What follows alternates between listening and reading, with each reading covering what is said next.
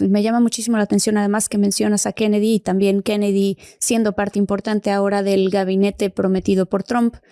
Evidentemente, en su explicación, que no la da completa, ¿verdad? Pero de lo que pudiese haberle ocurrido a su tío y a su padre, él habla mucho de que la misma CIA está involucrada en el propio asesinato, pero dice uno que vive aquí, yo vivo aquí en Estados Unidos y que creo en la bondad de las personas, porque eso es creo lo que le pasa a la mayoría de la gente. Escuchas eso y crees que es una teoría de conspiración simplemente porque piensas cómo es posible que dentro del mismo gobierno quieran eliminar a alguien. Pero sí es posible y sí es algo que sucede. ¿Por qué? O sea, ¿por qué si son personas que son electas por el pueblo, por la gente, que van demostrando que quieren hacer ciertos cambios, ¿por qué los quieren eliminar? ¿Por qué los quieren eliminar? Bueno, a Kennedy, primero, a John Fitzgerald Kennedy no era ningún santo. De hecho, nunca en la historia estuvimos más cerca, se está por cumplir, de hecho, el aniversario. Mira, qué interesante tema. Nunca estuvimos tan cerca de la guerra nuclear del apocalipsis como con Kennedy, la crisis de los misiles en Cuba. No era íntegramente su culpa. De hecho, el presidente anterior, el que se despide, Eisenhower, que fue héroe de la Segunda Guerra Mundial para los norteamericanos, y que de hecho lo continuó con la guerra de Corea, empezó prácticamente la guerra de Vietnam, aunque justamente mataron a Kennedy para que eso se pueda ejecutar. Pero Eisenhower en su discurso de despedida dice: tenemos que tener cuidado con la mayor amenaza para nuestra democracia, que es el complejo militar industrial. Our arms must be mighty, ready for instant action, so that no potential aggressor may be tempted to risk his own destruction. Our military organization today bears little relation to that known of any of my predecessors in peacetime, or indeed by the fighting men of World War II or Korea. Until the latest of our world conflicts, the United States had no armaments industry. American makers of plowshares could, with time and as required, make swords as well. But we can no longer risk emergency improvisation of national defense. We have been compelled to create a permanent armaments industry of vast proportions. Added to this, 3.5 million men and women are directly engaged in the defense establishment. We annually spend on military security alone more than the net income of all United States corporations. Now, this conjunction of an immense military establishment and a large arms industry is new in the American experience.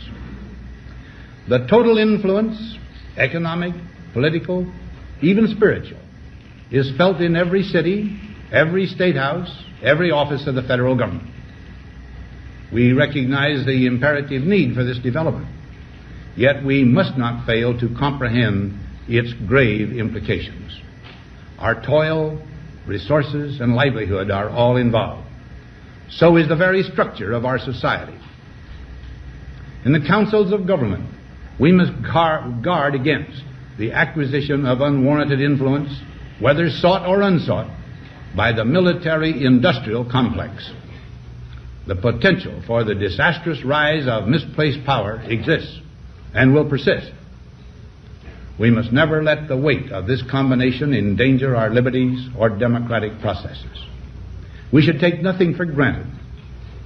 Only an alert and knowledgeable citizenry can compel the proper meshing of the huge industrial and military machinery of defense with our peaceful methods and goals, so that security and liberty may prosper together. Ahí bautiza Eisenhower a esa coalición de lobbies de la industria de la muerte, de quienes ganan con las guerras, que terminan teniendo más poder que los presidentes, y él lo reconoce. ¿Quiénes matan a Kennedy? Bueno, básicamente el complejo militar industrial, pero con un complot súper elaborado. Hace 2 días, preparando un video sobre el caso Kennedy, precisamente para el aniversario, me vi de vuelta una película muy buena del cineasta Oliver Stone, que ideológicamente no puede estar más lejos mío, es un hombre muy de izquierda, que ha estado haciendo propaganda para Putin, ha estado haciendo propaganda para Chávez, pero la película del 91, que es de cuando Stone era un hombre bastante más independiente de lo que es hoy, es magnífica. Es una obra de arte espectacular que uno investiga por su cuenta, ha leído varios libros y dice, bueno, esto es así. Muestra la historia de un fiscal que se atreve a investigar el asesinato de Kennedy y llega a las conclusiones clarísimas de que hubo 3 francotiradores con testigos, con la película de Abraham Zapruder que lo filmó. Pero bueno, uno ve cómo empiezan a matar a los testigos, o sea, uno tras otro, y eso es la historia real de Estados Unidos. O sea, matando a los testigos del caso, llamando a su hija pequeña para amenazarla, con secuestrarla, a la niñita del fiscal, que finalmente incluso pierde el juicio tras muchísimas presiones, que incluso es ridiculizado en la televisión, porque la CIA le manda en la televisión el guión para convertirlo en un personaje para el escrache, para el escarnio, dibujar al fiscal como un teórico de la conspiración irresponsable, o sea, se libran operaciones de desprestigio desde la prensa, asesinatos extrajudiciales, se van eliminando las pruebas humanas en el camino, y así es como se mantiene la oscuridad. Donald Trump prometió desclasificar los archivos del caso Kennedy en su primer gobierno, no lo hizo, volvió a prometerlo ahora, veremos si lo hace. Would you declassify JFK files? Yeah, I did a lot of it. Would you declassify the Epstein files? Yeah, I would. All right. I guess I would.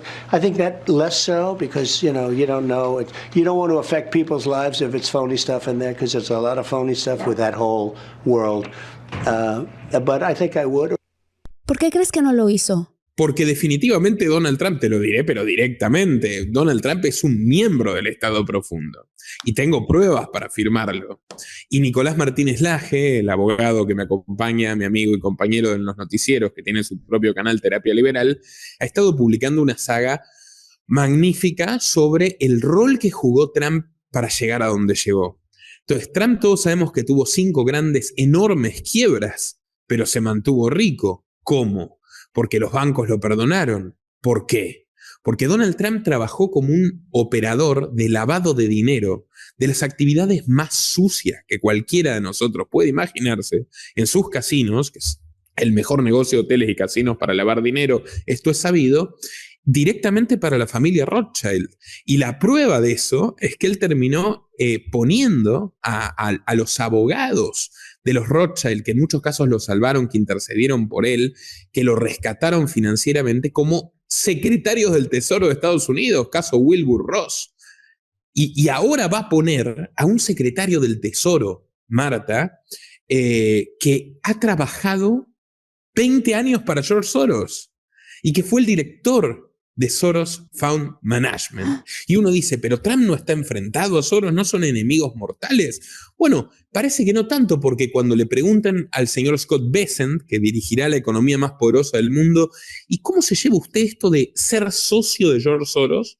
Porque la propia empresa de Bessent tiene a Soros de accionista, y ser asesor económico de Donald Trump, 2 personas que no pueden ni verse. Él dice, bueno, son hombres de negocios pragmáticos, yo creo que sentados en una mesa se entenderían bastante. Bueno, es imposible determinar si se han sentado o no juntos en una mesa, pero es perfectamente probable, pero aunque no sea necesario incluso porque tienen a gente como Bessent que se encarga de que haya consenso entre sus intereses.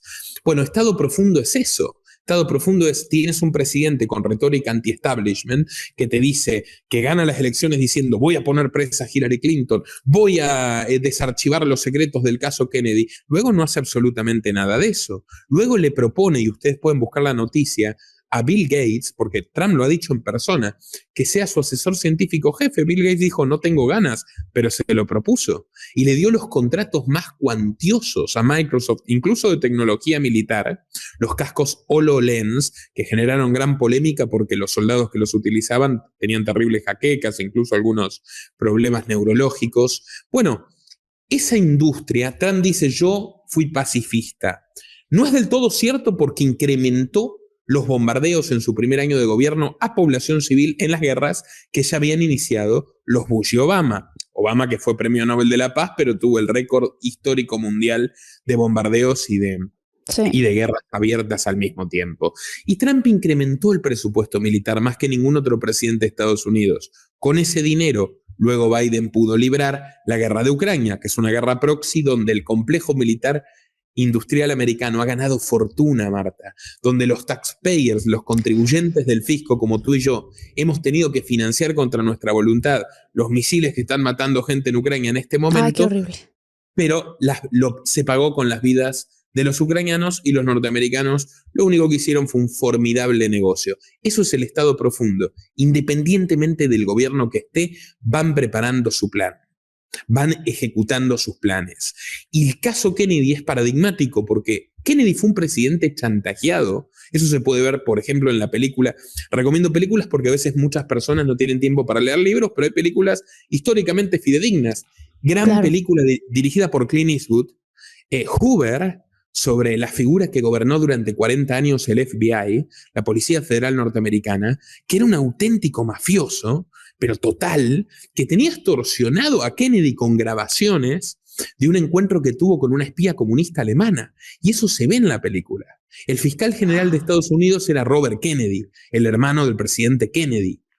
Y Hoover le hace llegar el mensaje mafioso porque ellos lo quieren jubilar a Hoover, porque es un tipo demasiado turbio, demasiado oscuro, que ha metido gente presa inocente, que ha llevado adelante todo tipo de persecuciones, y es el jefe de la policía. Supuestamente es quien tendría que encargarse de que se cumpla el orden, pero Hoover le contesta, bueno, mira, tu hermano tiene esta situación sensible, yo creo que le haría mucho daño al país que se sepa. Y bueno, mataron a John Fitzgerald Kennedy porque quería precisamente disminuir el poder de las agencias de inteligencia y retirarse de Vietnam y evitar lo que luego fue esa catástrofe, esa guerra ultra sangrienta que tanto daño le hizo al mundo y a Estados Unidos. Y luego matan a Robert Kennedy, cuando su hermano se presenta en el 67 como precandidato presidencial demócrata, disputándole la candidatura a Lyndon B. Johnson, que es el vicepresidente tejano de Kennedy, que asume cuando lo matan. Absolutamente cómplice del complot. Matan a Robert Kennedy, o sea, matan a los dos hermanos. Queda vivo uno, Ted Kennedy, el hermano menor, que era probablemente el más pragmático, que se vincula a la CIA a partir de la muerte de sus dos hermanos. No vaya a ser que a él le toque lo mismo. Por miedo, seguramente, sí. Exacto, y bueno, luego es el mentor, Ted Kennedy, de Barack Obama, y también, por ejemplo, yo he descubierto que es quien le consigue un asilo en Estados Unidos a Gustavo Petro cuando era senador en Colombia, el actual presidente, y ha estado involucrado mucho en la instauración de gobiernos de izquierda autoritarios en América Latina, trabajando con los Rockefeller, trabajando con el establishment, directamente rindiéndose, por así decirlo. Y si tú miras a Robert Kennedy Jr., que hoy será funcionario de Trump, que gracias a quien Trump gana, porque gracias a que Robert Kennedy Jr. se retira de la contienda, Trump junta los números suficientes para esta victoria tan significativa sobre los demócratas. Robert Kennedy Jr. es otro personaje muy representativo de la duplicidad de la política. Por ejemplo, él siempre ha hecho su discurso como abogado contra las farmacéuticas, contra grandes compañías, pero lo cierto, incluso contra el poder de las tecnológicas, que dice se están apoderando de la vida de los americanos. ¿A quién puso como candidata a vicepresidente? A la ex esposa y una de las grandes accionistas del dueño de Google. ¿Y quién le llevaba la campaña y los fondos de campaña? Su nuera. ¿Y dónde trabajó su nuera durante 16 años, Marta? Y como sabes, yo siempre muestro las pruebas de todo lo que digo, en la CIA. O sea, Robert Kennedy Jr. tiene una nuera de la CIA que fue su jefa de campaña, tiene una de las dueñas de Google como candidata a vicepresidente, y luego él, por ejemplo, habla de la libertad de expresión, y todos lo escuchamos con mucha atención en 2020, en 2021, estamos de acuerdo con lo que él dice. ¿Cómo puede ser que se haya impuesto una sola opinión? ¿Cómo puede ser que las corporaciones farmacéuticas no hayan permitido ni los medios de comunicación ni nadie que discuta ciertas cosas? Bueno, pero luego uno estudia y dice Robert Kennedy Jr. hace 4 años estaba pidiendo cárcel para los negacionistas del cambio climático. Y si te pones a profundizar aún más, te enteras, por ejemplo, que él era fiscal antidrogas. Él trabajó, Robert Kennedy Jr., como fiscal antidrogas. Bueno, lo echan cuando lo descubren consumiendo heroína en el baño de un juzgado. Pero esto parece un dato anecdótico, trivial. No lo es. ¿Quién maneja el narcotráfico a nivel mundial? ¿Quién es el responsable del 1.000.000 de muertos que ha habido en México con la absurda guerra contra las drogas? Fundamentalmente las agencias que supuestamente combaten al narco, como la DEA, uno estudia a Pablo Escobar, al Chapo Guzmán, siempre va a encontrar el paralelismo de que fueron ungidos estos jefes narcos por la CIA o por la DEA que querían destronar a otro líder de cárteles. Porque en realidad ellos nunca van a querer acabar con la droga, cosa que no van a poder hacer, porque es algo que existe hace 5.000 años y no va a desaparecer por una prohibición caprichosa, y el punto es que el ser humano encontró formas de vincularse libremente con la sustancia de manera mucho más eficiente y segura de la que tenemos ahora con la prohibición, y donde de todas formas en las calles circula veneno, porque ese es el resultado de la prohibición. Pero el negocio de ellos es que haya guerra permanente, que haya estrés social, que haya personas muriendo en las calles, que haya señoras aterrorizadas, porque es ahí donde justifican su poder, donde justifican que el Estado pueda meterse cada vez más en la vida de la gente, que Estados Unidos pueda meterse en la soberanía de países como México, como Colombia, como Argentina, de manera mucho más intrusiva con el pretexto de combatir el crimen organizado. Pero el crimen organizado en realidad son ellos. Y esto no es una teoría conspirativa. Wow. El académico que más ha investigado el Estado profundo, uno de los que más respetados, es un señor que lleva 50 años de profesor que se llama Peter Dale Scott. Él originalmente era poeta, es canadiense, profesor de literatura. Peter Dale Scott es un académico muy respetado, fue diplomático, trabajó para Canadá y para Estados Unidos en Vietnam tratando de evitar la guerra. O sea, él conoce bien esto. Él empezó a vivir en Estados Unidos durante el gobierno de Kennedy, y a los 2 años que se muda a California matan a Kennedy, y él entonces da un vuelco en su carrera y comienza a investigar profundamente este concepto, el concepto de que en realidad nuestros estados, especialmente Estados Unidos, son organizaciones delictivas encubiertas que utilizan las leyes y toda la retórica de que nos cuidan como una cobertura para llevar adelante los peores crímenes. Él tiene una investigación formidable sobre la muerte de Kennedy. Tiene una entrevista que yo recomiendo mucho para quien la quiera ver, Deep Politics and the Assassination of JFK, pero también ha investigado el 11 de septiembre, por ejemplo. Nuestro trabajo depende de tu apoyo. Para que siga siendo posible, realiza tu aporte desde tan solo $3 por mes a través de Patreon, En los enlaces que figuran en la descripción o en el comentario fijado. También podés hacerlo vía Bitcoin o desde la opción Unirte de YouTube. Y si estás en Argentina, elegí el medio de pago de tu preferencia a través de Mercado Pago. Quienes nos apoyen en Patreon a partir de $5 mensuales tendrán acceso a análisis, entrevistas, conferencias y documentales exclusivos. También tenemos opciones para sponsors. Así que publicita con nosotros a través de patreon.com/Nicolás Moraz.